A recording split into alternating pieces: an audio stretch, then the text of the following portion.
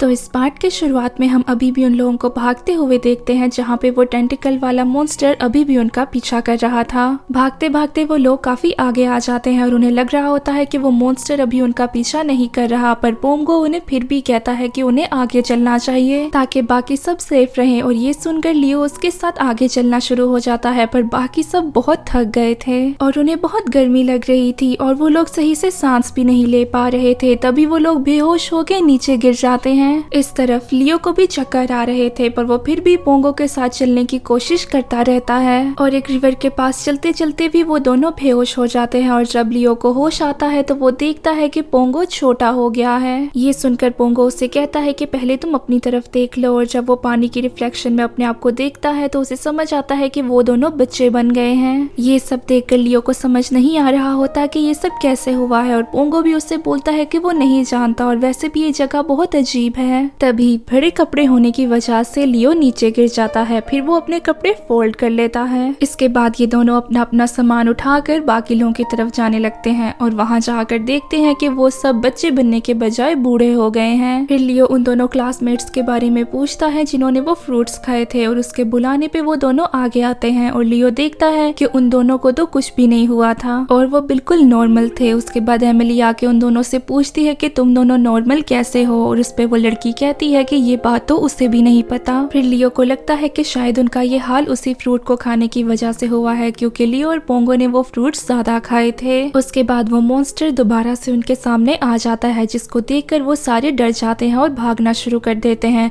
और वो सब भागते भागते एक जंगल की तरफ आ जाते हैं। तब उन्हें लगता है कि शायद वो मॉन्स्टर अब उनका पीछा नहीं कर रहा है, पर वो मॉन्स्टर वहाँ पे भी आ जाता है। फिर उसके बाद वो लोग और तेजी से भागने की कोशिश करते हैं। तभी एक क्लासमेट जो बूढ़ा हो गया था वो नीचे गिर जाता है और लियो अपना मैजिकल वेपन यूज करके उस मॉन्स्टर पे अटैक करता है और उस क्लासमेट की भागने में मदद करता है। पर तभी लियो का मैजिकल वेपन भी नीचे गिर जाता है और वो मॉन्स्टर अब गुस्सा होकर लियो और पोंगो के पीछे पड़ गया था। तब लियो और पोंगो बाकी सबसे दूसरी डायरेक्शन में जाना शुरू कर देते हैं और वो मॉन्स्टर फिर भी उनका पीछा नहीं छोड़ रहा होता। फिर वो दोनों एक ढलान की मदद से नीचे उतर जाते हैं। तभी उसी वक्त बहुत सारे फायरबॉल्स आके उनकी तरफ गिरना शुरू कर देते हैं, जिनको देखकर पोंगो कहता है कि आखिर ये सब क्या हो रहा है और ये फायरबॉल्स कहाँ से आ रहे हैं। जिस पे लियो कहता है कि हो सकता है ये फायरबॉल्स उस कॉफिन से रिलेटेड हो जिससे हम यहाँ आए हों। इसके बाद वो दोनों बहुत तेजी से नीचे उतरना शुरू हो जाते हैं और वो मॉन्स्टर बार बार उन पे अटैक करी जा रहा था। तभी एक फायरबॉल उस मॉन्स्टर पे आके गिरता है, जिसकी वजह से वो मॉन्स्टर बहुत ज्यादा गुस्सा हो जाता है। तो लियो को लगता है कि शायद हम फायरबॉल की मदद से इस मॉन्स्टर को हरा सकते हैं। और जब वो मॉन्स्टर इन दोनों को खाने के लिए आगे आने लगता है तभी लियो डेनवर का मैजिकल वेपन उसके मुंह के अंदर फेंक देता है। तभी उस मॉन्स्टर को बहुत सारे झटके लगते हैं और वो हिल नहीं पा रहा होता और तभी काफी सारे फायरबॉल आके उस मॉन्स्टर के ऊपर गिर जाते हैं। और तभी लियो और पोंगो भी एक फायरबॉल के इम्पैक्ट से पहाड़ी से नीचे गिर जाते हैं। थोड़ी देर बाद बाकी सारे क्लासमेट्स भी उन्हें ढूंढते ढूंढते उसी जगह पे आ जाते हैं और पोंगो की शील्ड वहाँ पे गिरी हुई देखकर सब लोग ये समझते हैं कि वो मर गए हैं, जिसकी वजह से बाकी सब लोग दुखी होना शुरू हो जाते हैं। पर तभी लियो और पोंगो एक पहाड़ी से ऊपर चढ़ के आ जाते हैं और वो कहते हैं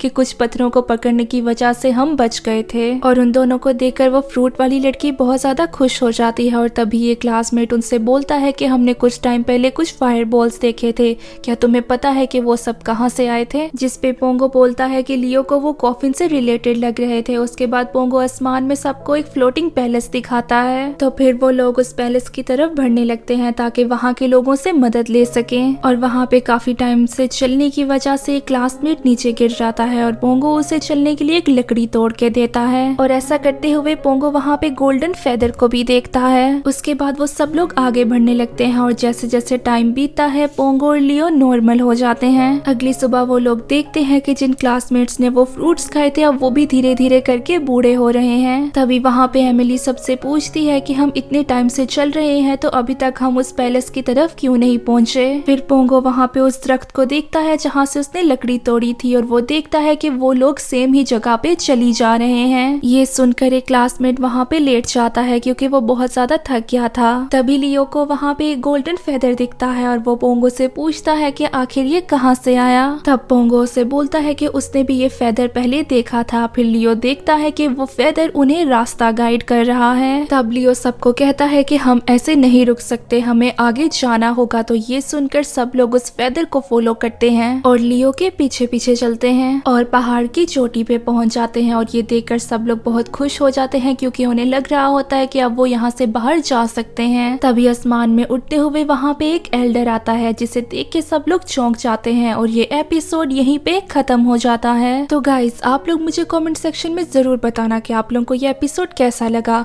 और अगर आप लोगों को वीडियो अच्छी लगी हुई तो इसको लाइक करना, और अगर नए हो तो हमारे चैनल को सब्सक्राइब करना मत भूलना, और साथ ही साथ उस बेल आइकन को भी दबा देना। तो मिलते हैं नेक्स्ट वीडियो में, तब तक के लिए बाय चिट चैटर्स।